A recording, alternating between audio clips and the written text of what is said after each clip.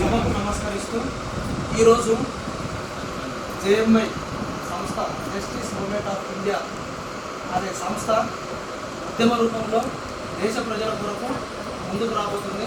అందులో భాగంగా మన హ్యూమన్ రైట్స్ PWA సంస్థ కూడా వారితో మెర్జ్ అయిన సందర్భం ఇది. ఈ సందర్భంలో జేఎంఐ ఉద్యమకారులు మన సురేందర్ గారు గతంలో తెలంగాణ ఉద్యమంలో కూడా చురుకుగా పాల్గొన్నటువంటి సందర్భం. వారు మళ్ళా కొత్త ఉద్యమానికి నాంది పలికి ఆ ఉద్యమం మీద ఒక పాటను వారు సొంత ఆలోచనతో రాయడం జరిగింది.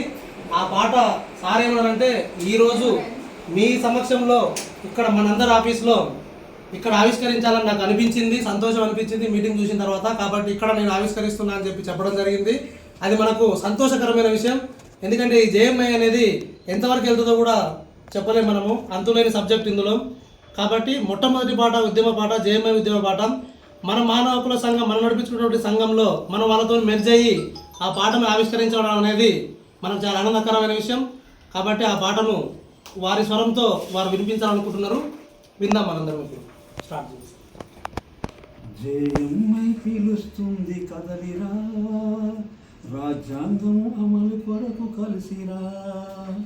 జేఎంఐ పిలుస్తుంది కదలిరా, రాజ్యాంగం అమలు కొరకు కలిసిరా. ఇంటికొకరు వాడకొకరు ఊరికొకరు కదలిరండి, ఇంటికొకరు వాడకొకరు ఊరికొకరు కదిలిరండి. సామాన్యుడు రాజమేలే రోజు కొరకు పోరు చేయ జేఎంఐ పిలుస్తుంది కదలిరా, రాజ్యాంగం అమలు కొరకు కలిసిరా.